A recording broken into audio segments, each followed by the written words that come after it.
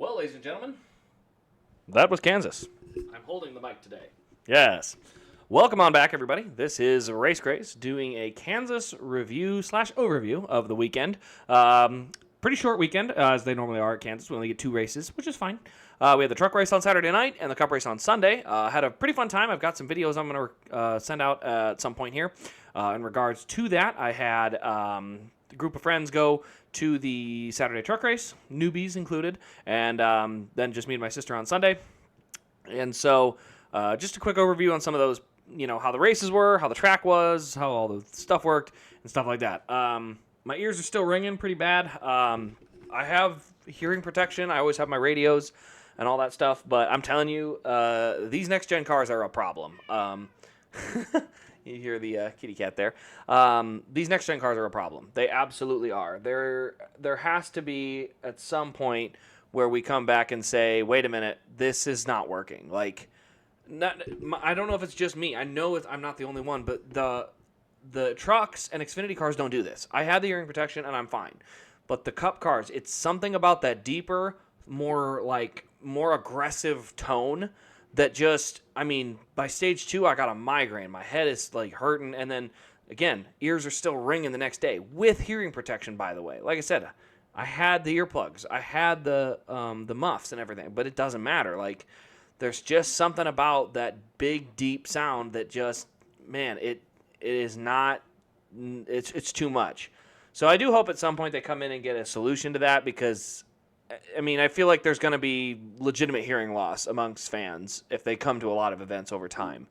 Because my ears shouldn't be ringing like this. The last time I think my ears were ringing this badly in relation to something was after I had a new exhaust on my snowmobile that was too loud, and I noticed that right away, ooh, that's pretty loud, and I did it all day and rode, and then my ears rang the next day. And so this is the next thing to that, is having my ears ring for a whole day because of the sound. And again, I had hearing protection. That's the biggest problem I have, is that I wore the right hearing protection, and it didn't matter. So that bugs me a little bit. But yeah, the racing was fine. We'll go with Saturday. Saturday was pretty fun. The truck race had some weird twists and turns. Pit strategy catches some people. Carson Hocevar gets up front, ends up staying up front. Lane Riggs hunts him down on the last lap, makes a move at him. Doesn't quite get there, puts them both in the wall, and they end up coming back. Reminds me a lot of Chicago 2018. And it was great. It was a really fun race. I had some newbies with me. I will say, these people do not go to NASCAR races. Typically, one of them does. But the other 2, not NASCAR fans. They're just kind of tagging along, having a good time. And I got the same reaction from both of them. They asked why the caution had come out right after we had a caution, and they raced 1 lap or 2 laps, and it was the stage caution. And I said, well, they had a stage break, they scored points, and so now they're going to throw another caution and do a whole other cycle. Well, that's stupid. Why don't they just keep racing? Is their exact response. So the whole idea that you need stage racing to attract new fans, no, you don't. Stage racing is an utter BS excuse for networks to throw more cautions and get more commercial time. Because at the end of the day, it completely interrupts the flow of a race. And I'm officially done with stage cautions. I'm done with them. I'm sick and tired of them. I understand the whole, I don't care.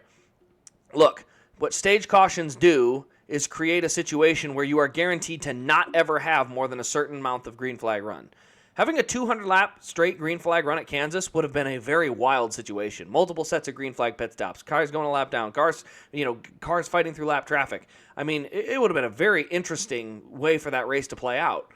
And instead, we just, we have a stage caution. Everybody re-rack and try again. I'm just not a fan. I'm done with stage racing. I never liked it. Now I'm done. I've hit my point.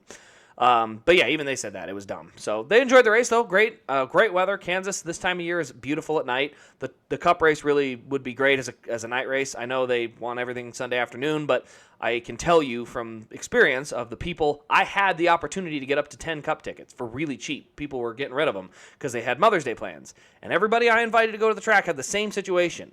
I'll go Saturday, but I can't go Sunday because it's Mother's Day. I'll go Saturday, but I can't go Sunday because it's Mother's Day. Hint, hint. You can't sell tickets on Mother's Day to a NASCAR race because that's not where people typically want to spend Mother's Day. Saturday night, you could. Sunday, you cannot.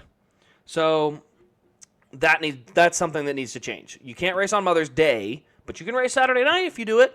It's possible, and I think it would sell out too. So yeah, I think that would help. But overall, the racing wasn't terrible. It got a little bland at some points. I mean, there was typically not a ton. There were some battles going on. There was always a little bit of movement throughout the field.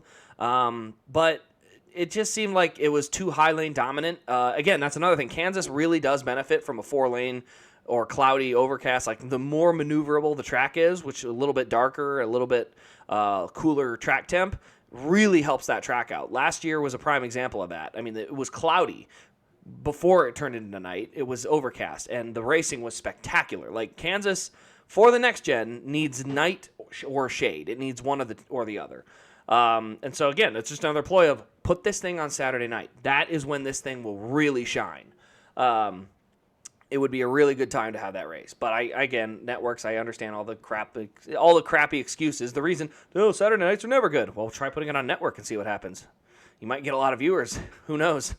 But yeah, it was overall. I thought it was a really fun. It was a really fun race. I still enjoyed myself. Weather was great. Everything was pretty fun as far as the race. It was kind of just standard. It wasn't like barn burner, but it was a good race still. Most deserving driver wins. Kyle Larson. I've now seen him win 5 times. I believe that ties him with Joey Logano on the most races I've seen won by one driver. I believe it ties him. Yes. I have seen Joey win 5 times. I've now seen Larson win 5 times. I like Larson a lot more than Joey. So, yeah, I've seen Kyle Larson win 5 times now. So he now takes the lead. But 3 of them are Kansas, 2 at Bristol. So go figure. But yeah, it was a fun race overall. Like I said, ears still ringing. I would love NASCAR to fix something on them next gens, but it is what it is.